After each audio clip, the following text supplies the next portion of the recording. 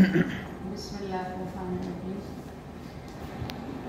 وقت کی ہمیشہ ہی قدرت ہوتی ہے، اس لیے جو اہم باتیں ہیں وہ پیش کرتی ہوں۔ کتاب کا نام زہیر نے بتا دیا ہے، رات کی یادگاری۔ اللہ واسطے کا بیت آپ سب نے سنا ہوگا، لیکن یقین کیجئے کہ اللہ واسطے کا پیار بھی ہوتا ہے، جو مجھے عنبرین صلاح الدین کے ساتھ ہے۔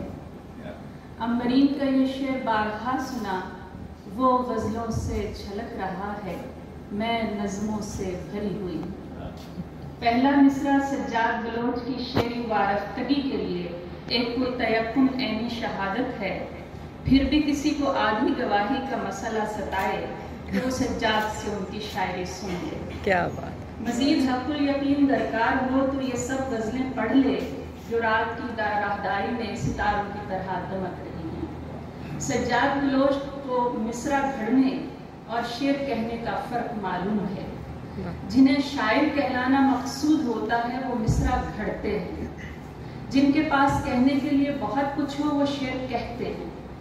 مصروں کے شاعر تلازماتی کڑیاں ملانے کی کوشش میں ہانپ جاتے ہیں۔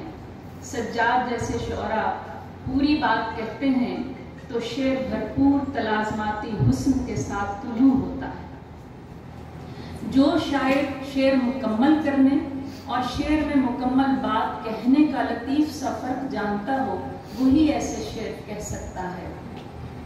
لو دیکھتے ہیں پوچھنا پڑتا نہیں ہمیں، لو دیکھتے ہیں پوچھنا پڑتا نہیں ہمیں، نسبت ہے اس چراغ کی کس خاندان سے، اور دکھائی دیتا ہے صد شکر اس غبار میں بھی، کبھی کبھی کوئی تارا، کہیں کہیں کوئی پھول۔ قدیم پیڑ ہیں اس خطہ محبت کے، اجڑ گئے ہیں جڑوں سے مگر ہلے نہیں ہم۔ نہ جانے کس نے پہلے پہل نئے یا نامانوس الفاظ کی شمولیت کو شعری جدت کہا ہوگا۔ سجاد بلوچ جیسے شاعر بتاتے ہیں کہ نیا شعر کیا ہوتا ہے، اگرچہ وہ شعراء کے اس قبیلے سے تعلق رکھتے ہیں جو روایت کی توسیع کو جدت مانتا ہے، لیکن اس قبیلے میں بھی یہ بار گراں کم ہی سخنور اٹھا پائے ہیں۔ سجاد نے ثابت بھی کیا کہ انہی قدیم اجزائے ترکیبی میں خالص اپنی خوشبو ملا کر زندگی کے نئے معاملات کو شعریت سے بھرپور فضا فراہم کرنا نئی شاعری ہے۔ طے شدہ سچائیوں سے انکار، معین اقدار سے بغاوت یا روایت کی تنسیخ کو نیا پن سمجھنے کا مغالطہ سجاد جیسے شعراء نے ہی ختم کیا ہے، جو اپنے سروکار میں واضح ہیں، جو اچھی طرح جانتے ہیں کہ انہیں کیا کہنا ہے اور کس طریقے سے کہنا ہے۔ ان کی شعری سچائی ان کے باطن سے پھوٹتی ہے، کسی تحریک، کسی نظریے اور کسی وابستگی سے نمودار نہیں ہوتی۔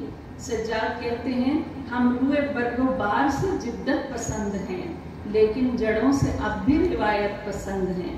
سجاد بلوچ جیسے شعراء الفاظ کی ترتیب کو مقصود بالذات نہیں سمجھتے، بلکہ لفظ ان کے لیے اظہار کی ایک مہربان شکل ہیں۔ 21ویں صدی کی تیز رفتار زندگی نے انسان کے لیے غفلت کی کوئی گنجائش نہیں چھوڑی۔ اپنی تہذیب، اپنی ثقافت، اپنی روایات یا اپنی ذات کی بقا تو ہمیشہ سے انسان کا مسئلہ ہے، لیکن اب تو انسان اپنی ہی ذہانت کے مقابل کھڑا اپنے وجود کی جنگ لڑ رہا ہے۔ اسے اپنی ہی ایجادات سے ہارنے کا خوف لاحق ہے۔ ہم زندگی کے شور سے تنگ ہیں، لیکن زندگی کو بچانے کے لیے شور مچانے کے سوا ہمارے پاس کوئی چارہ بھی نہیں ہے۔ ایسی میں سجاد کی آواز سنائی دیتی ہے، ہم اگر ہو گئے خاموش تو سو جائیں گے، سو گئے ہم تو ہمیں رات نگل جائے گی۔ میں جاگتا ہوں کہ بیدار بخت کا تارا، تمام عمر میں بس ایک بار ہونا ہے، اگر یہ سیل زماں ساحلوں سے ہٹ بھی گیا ہمارا وقت کہاں واگزار ہونا ہے۔ اس آواز کو سننا پڑتا ہے، بلکہ اس آواز کو سننا پڑے گا، کیونکہ یہ موجود، موعود اور وجود میں آنے کے منتظر خطرات کی آواز ہے۔ نئی شاعری کو سجاد بلوچ جیسی آوازوں کی ضرورت ہے، جو رنجور بھی ہوں تو شعری ملائمت سے بھرپور ہوں، جو فنی نزاکتوں سے معمور ہوں، جن میں ندا، صدا اور دعا کا فرق بھی دکھائی دے اور امید کی کھنک بھی سنائی دے۔ وہ پیڑ کٹتے ہوئے یہ تو سوچتا ہوگا، میں سایہ دار ہوا کن مسافروں کے لیے۔ ہمیں عدم میں پڑے اس گلاب کا دکھ ہے جسے ملی نہ کسی شاخ پر نمو کی جگہ۔ عمر بھر ہم تو رہے خواب پہ چل سکتے ہیں، آپ تھک جائیں تو یہ راہ بدل سکتے ہیں۔ سجاد بلوچ کیفیت کے شاعر ہیں جو ذاتی اور داخلی بھی ہے اور عصری زندگی کی بدلتی ہوئی قدروں سے ہم آہنگ بھی ہے۔ ان کے ہاں نہ لسانی قلابازیاں ہیں، نہ پیچیدہ تراکیب کی ہنگامہ آرائی ہے۔ وہ انفرادی اور اجتماعی المیوں کو بڑی درد مندی کے ساتھ غزل میں پرونے کا ہنر جانتے ہیں۔ ان کے ہاں سیاسی اور سماجی صورتحال کا بیان بھی اسی شفاف اور سادہ انداز میں دکھائی دیتا ہے جو باطنی واردات کے اظہار میں نظر آتا ہے۔ شعر دیکھیے، گویا اسے تو بے سر و سامانیاں کھلی، گویا وہ ہم سفر میرا رخت سفر بھی تھا۔ سجاد بلوچ کسی بھی موضوع اور مضمون کے بیان میں اپنے بنیادی انداز کو ترک نہیں کرتے۔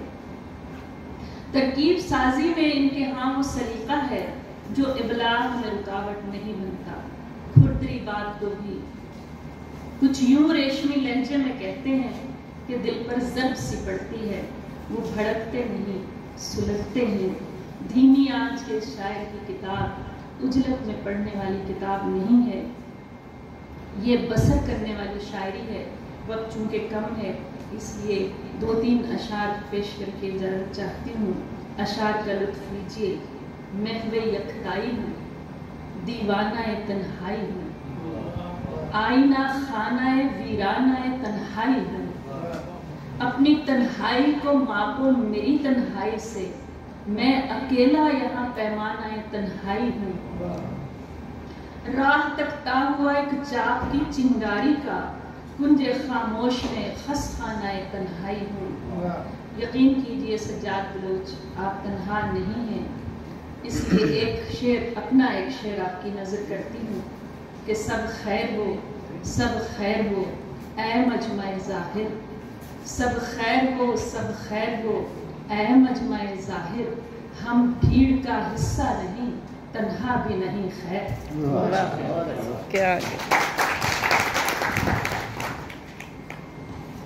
بہت شکریہ۔